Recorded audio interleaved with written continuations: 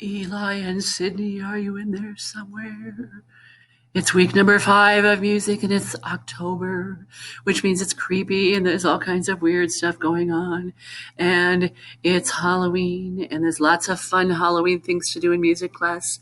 So today I want you to start with the Monster Mash. And you have to stand up for this because sometimes you have to go stomp, stomp, pound, pound, clap, snap, stomp, stomp, pound, pound, clap, snap. I did that wrong. Stomp, stomp, pound, pound, clap, snap. And sometimes you pat your knee and then you clap. Monster Mash, make it good.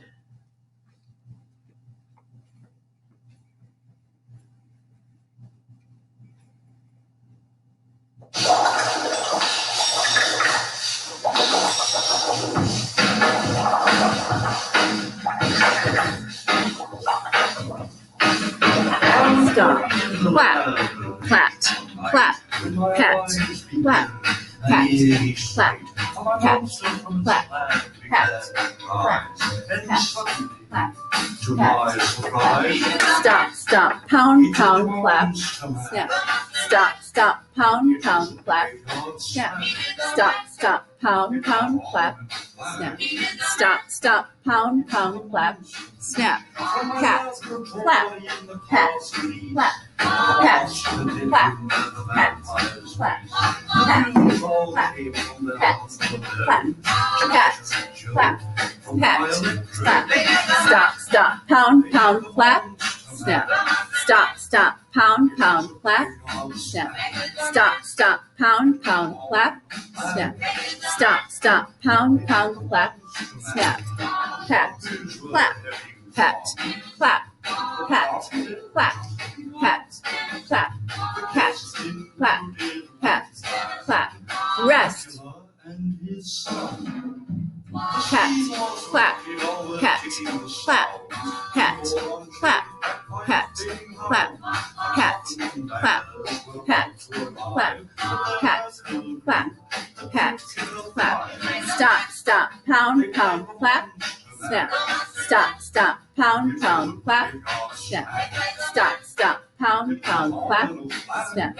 Stop, stop, pound, pound, clap, snap. Pop, clap, pat, clap, pat, pat, pat, clap, pat, clap, pat, clap. Pound, pound, pound, clap, snap. Stop, stop, pound, pound, clap, snap. Stop, stop, pound, pound, clap, snap. Stop, stop, pound, pound, clap, snap. Everything's correct, a part of the plan. And my monster mash is the hit of the plan. For you, the living, this mash was meant to. When you get to my door, tell them all is said. Then you can mash. Then you can monster mash. And do my graveyard smash. You'll get all the time. Then you can mash. Then you can monster mash.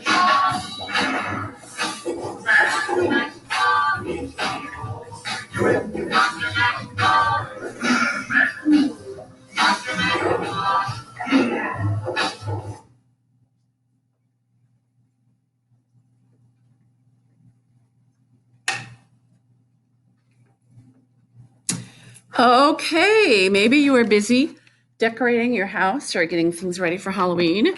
Might be a little bit easier. It could be a little bit different this year. Who knows? This whole year is a little bit different, isn't it?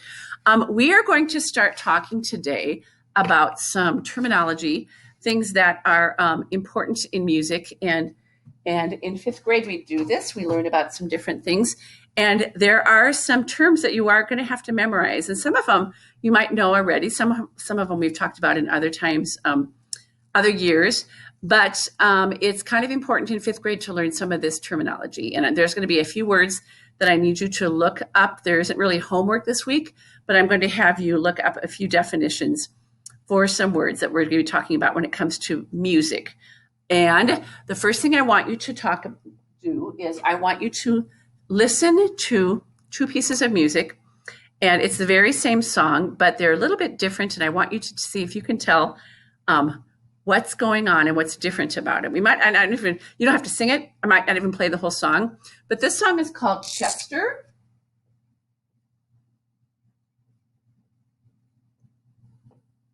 And there's two different ways of performing it. And I'm going to play the first time, and I want you to listen to the first time, and then I'm going to play it the second time, and I want you to be able to tell what the difference is. Here's the first time.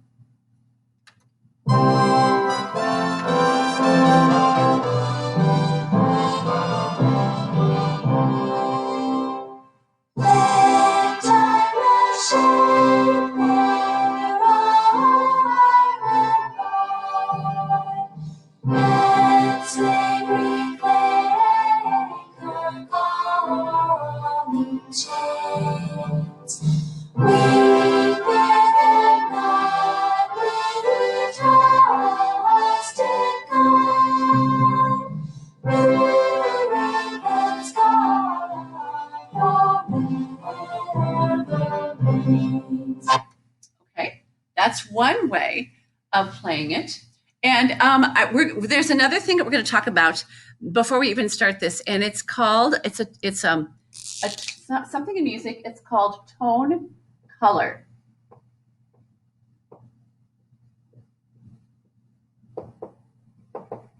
And tone color is a unique sound that everybody has. Sometimes it's your voice, sometimes it's an instrument, but tone color is something that is unique, that makes it different than every other thing that you listen to.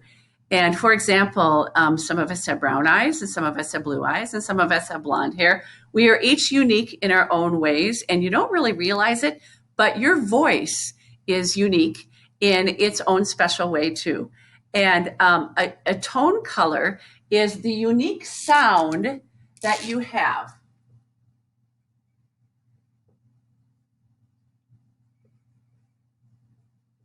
That is particularly just yours. And if we were in the classroom, I would walk around and I would have everybody close their eyes, and I would tap somebody on the shoulder. And while everyone's eyes are closed, I would have them say the Pledge of Allegiance. And with everyone's eyes closed, I would have them see if they can, by listening, just listening and not looking at anything, listening and see if you can tell who is saying the Pledge of Allegiance, who's talking the Pledge of Allegiance. And that's a little activity that we do in the classroom, because you have, with most of your friends, you've been friends since kindergarten. And so it would be really easy. Sometimes you guys are real amazing at that. And you can look at that. Oh, well, I hear Philip, or that's Mackenzie. I can tell right away, because they have their each unique sound. And so your voices have your unique sound. And honestly, sometimes, I don't know if this has ever happened to you, but once in a while, you might call someone's house, and you might call up and say, someone might answer the phone and say, hello. And you say, well, hi, Mackenzie, how's it going? What's going on? And Mackenzie might say, oh, or someone might say, well, I'm sorry, this is Quinlan. This isn't Mackenzie. I'm sorry. Let me get him for you. And you might have mistaken Quinlan's voice for Mackenzie's voice because they sound alike, because they're from the same family. Not just that they have an accent. It might even be something that maybe somebody calls your house Eli, and they think they're talking to you, and they might start talking right away and say, oh, hi, what are you doing tonight? Going to the soccer game, something like that. And Decky might say, oh, you know what? This is Decky. This isn't Eli. This is Decky, but let me get him for you. Because each family and brothers tend to sound alike, and sisters tend to sound alike, because you have the same parents. And it's kind of weird, because if you had your eyes closed, sometimes you can't tell the difference between two of them, because they're from the same family. Their tone color or their unique sound is the same, because they have the same genetic makeup, which is kind of hard, kind of confusing, kind of fascinating. Actually, that's how God made us. And so tone color is your unique, special sound. And depending how old you are, if you had a 2-year-old little sister and Sydney was talking, they're going to sound a little bit different. But if you're just a couple years apart, sometimes people confuse you, and they think that they're talking to the other person, because you have a similar tone color, because you're from the same family. Now, also, instruments have a different tone color. So if I was going to have a flute play Joy to the World or Twinkle, Twinkle, Little Star, and you just close your eyes and I would say, tell me what instrument is playing, you would be able to tell. You might listen to it and say, oh, that's a flute. But then if I had a tuba playing that same instrument, you would be able to tell that's not a flute anymore, that's a tuba, and you still have your eyes closed, but you know there's something different about the instruments. A flute typically has a really high voice. A tuba has a really low voice. They might be playing the very same song, but those two instruments have a different tone color and a unique sound, even though they're instruments. So your voice has a tone color. It could be the way you speak. It could be the way you sing. Instruments have a different tone color. Now, that's one term that we're going to be thinking about. I also want you to listen to this song again. I'll play it over one more time because I kind of interrupted myself. I want you to listen to see if you can listen and tell who or what age group is singing the song. I think there's voices in this one.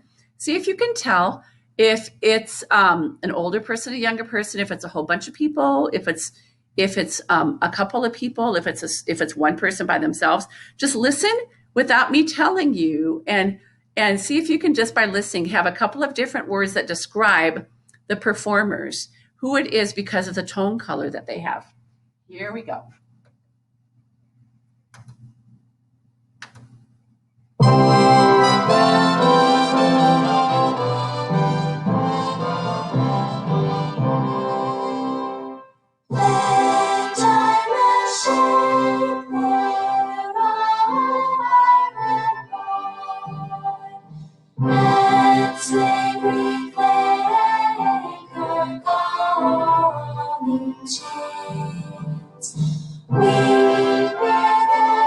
Okay, that's the first time that we listen to it. Who do you think is singing? What does that tell you? Who, just by listening to it?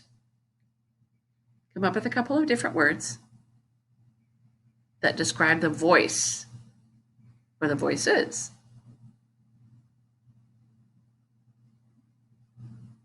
Okay, just by listening to it, I can tell it kind of sounds more like kids than it does adults.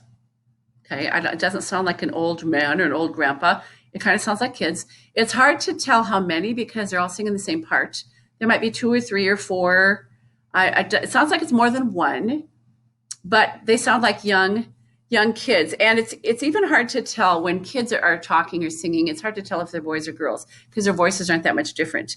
So that's one version of it. Now I want you to listen to the very, very same song. You're going to find out that the introduction is exactly alike. The instruments they're playing are identical, but the voices are different. So listen for the unique sound of the voices.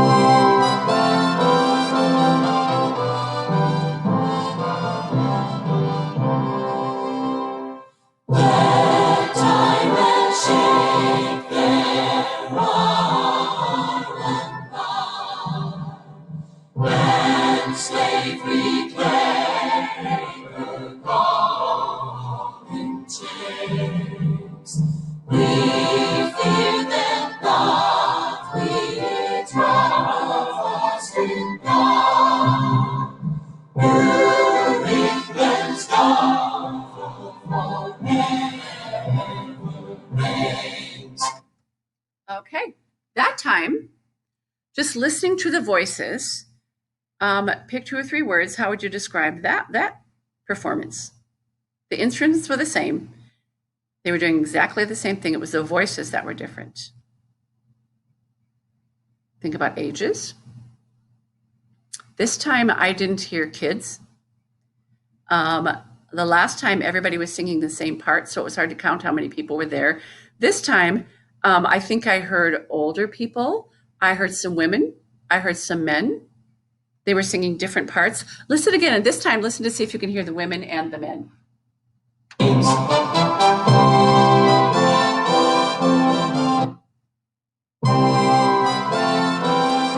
you can tell who the men are and who the women are. Just the difference in their sound. Let time and shade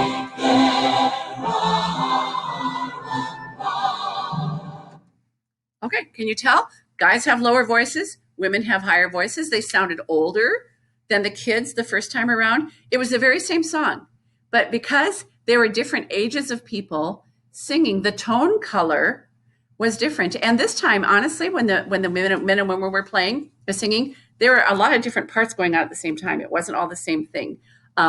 So it was still hard to count how many. I couldn't say if someone said how many people were singing, I wouldn't be able to give you an exact number. It's kind of hard to tell that, but you can tell. I hear women, I hear men. They're singing different parts. They're not all singing the same thing, which comes to our next term. Our next term is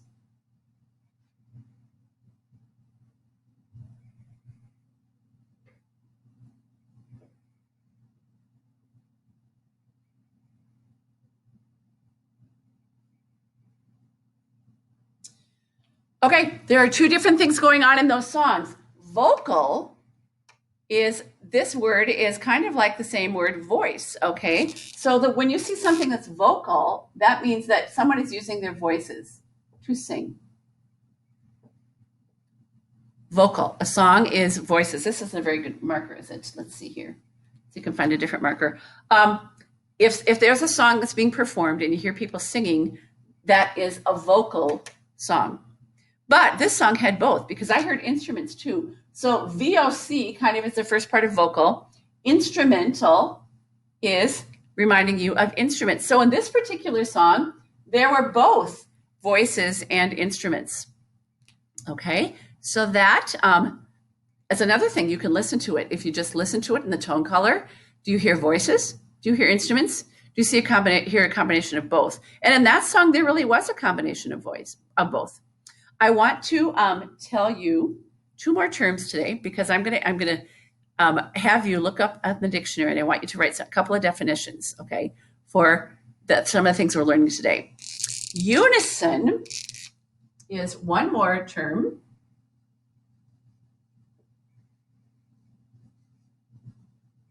And when you think of the prefix for unison, UNI means one, which means if you think of another word that might have U and I at the beginning, unicycle has one wheel.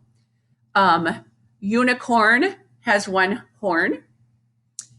Unite means we're all supposed to be working together with one idea. Universe, there's one universe. Everything's inside is just one universe. The prefix of uni means one. And so unison means that there's only one part being sung.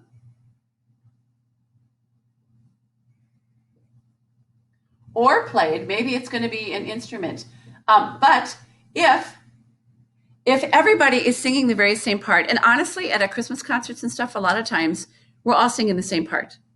If it's a song like "Joy to the World, the Lord is come," and preschool through fourth grade, everybody was singing all the same part. There wasn't anything else going on.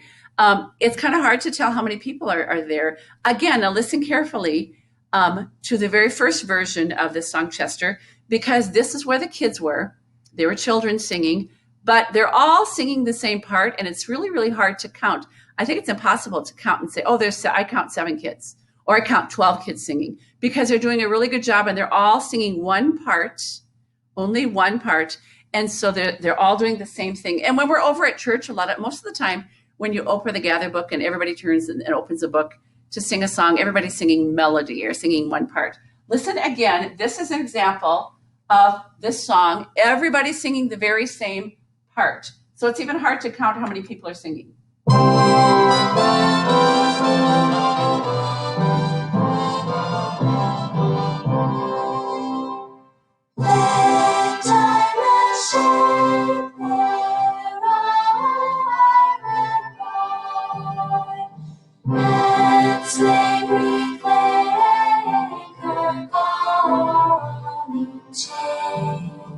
Can you hear?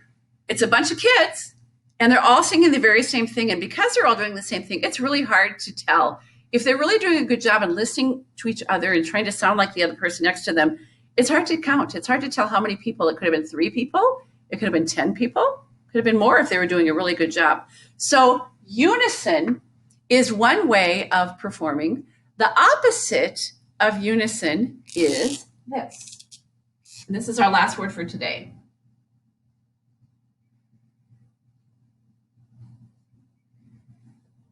Harmony. And that means there are many parts going on at the same time.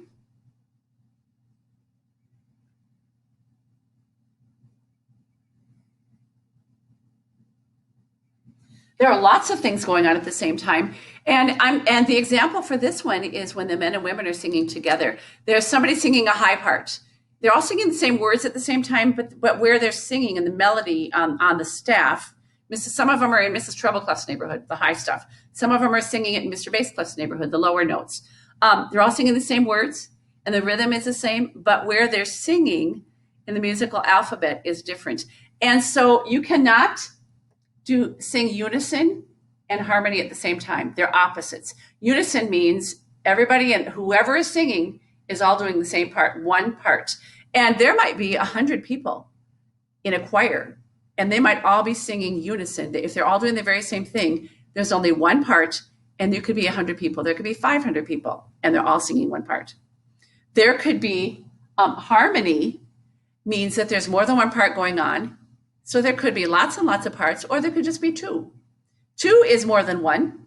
And so two would make something with harmony. That would you could define that as being harmony. Two different parts going on at the same time. Now, again, I'm going to play one more time the example with the men and the women, and that is an example of harmony. They're not unison, all singing the same part. They're singing the same words, and it's the same rhythm, but somebody's singing a high part, and somebody's singing a lower part, and someone's singing a lower part, and a lower part. Listen to this, okay? And I'm going to be honest, I hear four parts in this song, so I know there's at least four people singing.